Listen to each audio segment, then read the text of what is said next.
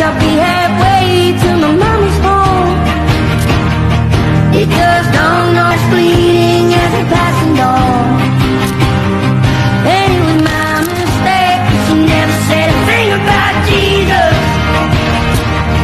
I miss my mother's southern drawl and her praying through the walls in the evening.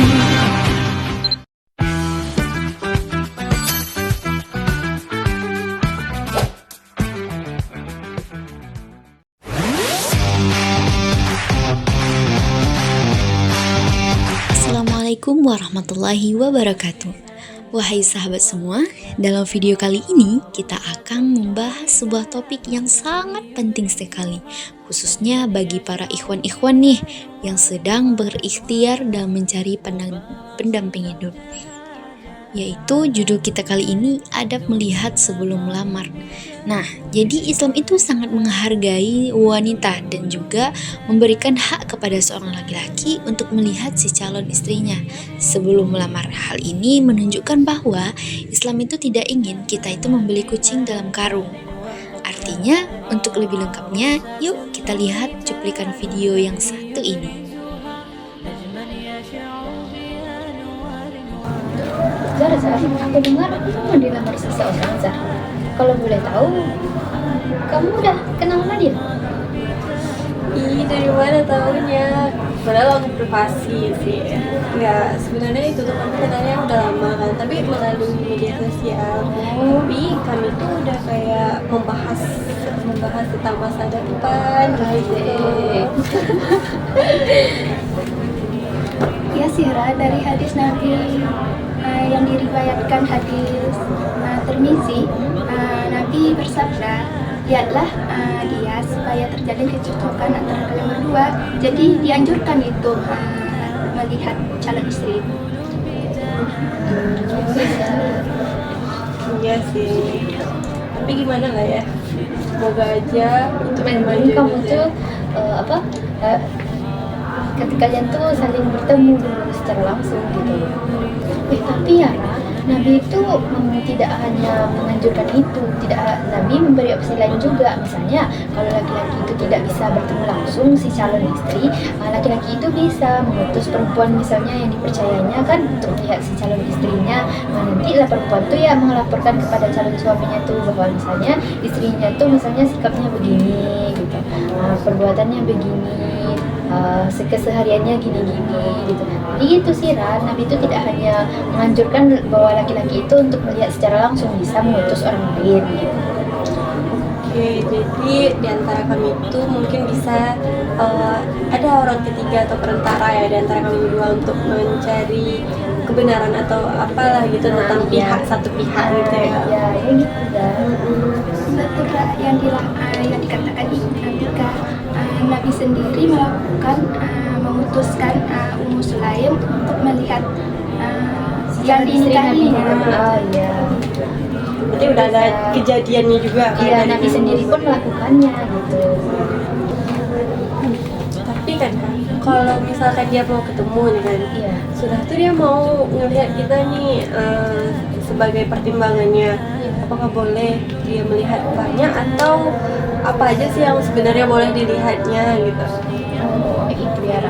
Tapi kalau aku dengar dari fatwa dan ulama, kalau yang misalnya si pelamar atau si calon suami ingin melihat calon istrinya, yang boleh dilihat itu hanya dua Ra, muka dan telapak tangan saja.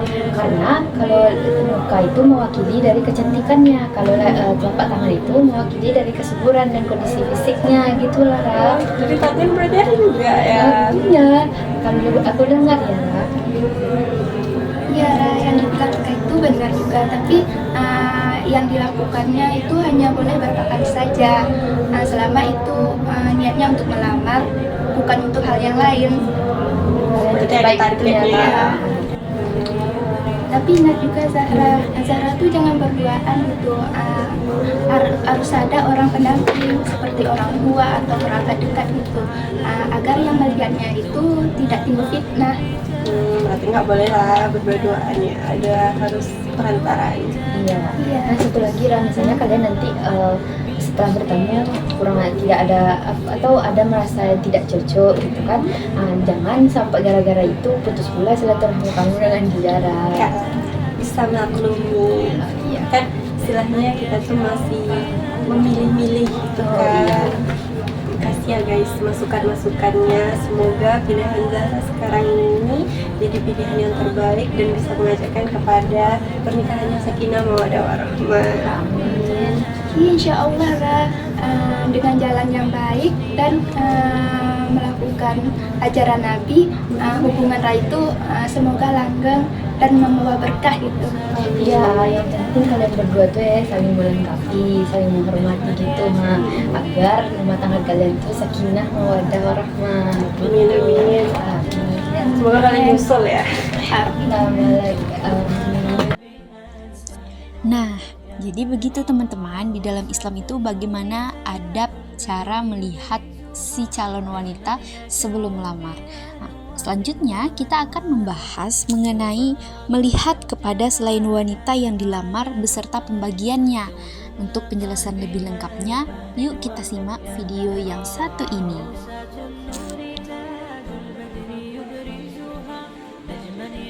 Saya mau tanya nih, gimana menurut pandangan Islam tentang laki-laki itu dia disuruh menunjukkan pandangannya terhadap wanita yang merdeka, tapi dia itu bukan mahram dia. Gimana menurut pandangan Islam? Jadi agama kita itu kan agama Islam kan sangat menjaga kita itu kesucian seorang perempuan. Jadi makanya sebagaimana firman Allah itu kan katakanlah kepada orang mukmin laki-laki untuk menundukkan pandangan. Ini menandakan bahwasanya laki-laki itu sangat dianjurkan ketika melihat seorang perempuan itu menundukkan kepala, segera menundukkan kepala. Ini artinya tidak boleh diperbolehkan bagi laki-laki di mana seorang perempuan merdeka.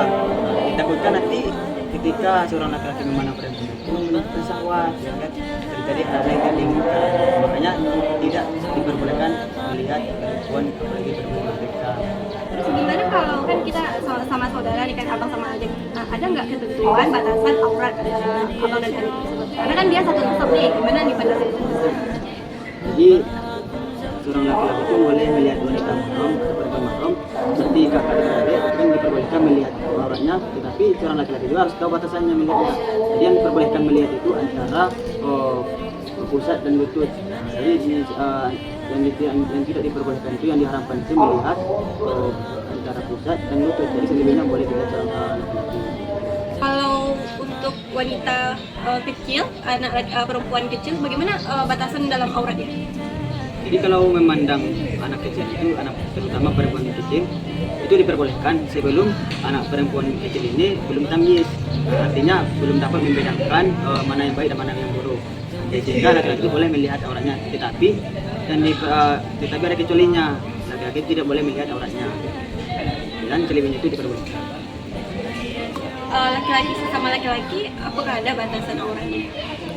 Jadi kalau laki-laki melihat laki-laki lain itu diperbolehkan, kecuali melihat antara pusat dan lututnya, itu tidak diperbolehkan.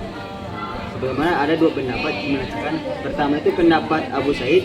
Jadi Abu Said itu mengatakan tidak boleh melihat laki-laki lain apalagi antara pusat dan lututnya. Tetapi Abu Ali mengatakan, laki-laki boleh melihat laki-laki lain ketika contohnya ketika berada di pemandang umum. Jadi laki-laki boleh melihat paha laki-laki lain. Itu maksud dari Ali ini. Jadi Rafki mau nanya ini, jadi gimana menurut cara umpamanya Zahra melihat laki-laki lain gitu? Kalau hanya sekedar untuk melihat boleh gitu kan, tapi kalau untuk auratnya itu nggak boleh. Nah, aurat laki-laki ini antara pusat sampai ke lutut. Nah, memandangnya ini dengan syarat tidak menimbulkan fitnah. Terus bagaimana tuh kalau perempuan melihat kepada mahramnya?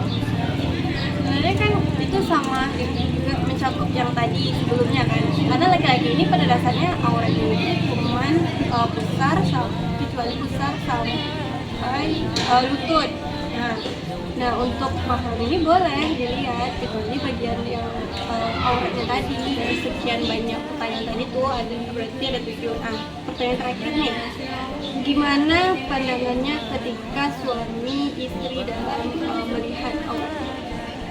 tentu kalau seorang suami itu tentu boleh melihat seluruh tubuh istrinya selama si istri ini masih hidup. Tetapi apabila salah satunya meninggal, maka tidak diperbolehkan lagi melihatnya. Itu sama kayak melihat makhluk hidup yang haram.